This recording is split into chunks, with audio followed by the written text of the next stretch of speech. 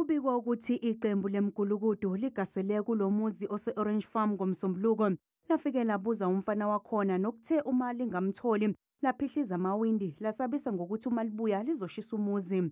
Izolo utholakale seshonile. Yesterday when they came back and then they did what they have done, ensuring that all now the windows and the doors, they just break everything.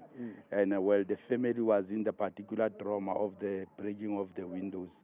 Then we found out that the person they were looking for was actually killed.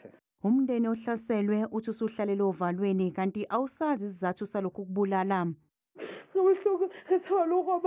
Kubuhlungu kakhulu, asikwazi ngisho ukulala, siyasatshiswa.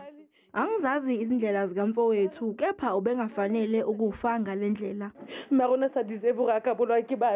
Umnyango wezemfundo eGauteng uthi ubugebengu obuhlobene namaqembu emgulukudu obuqhubeka ezikoleni zase-Orange Farm usuke emphakathini kanti usuphazamise ukufunda kwezinye izikole. I mean, today there's an incident that occurred in Vulanindlela where one child was stabbed there. But we understand that 4 of the children were involved in that fight.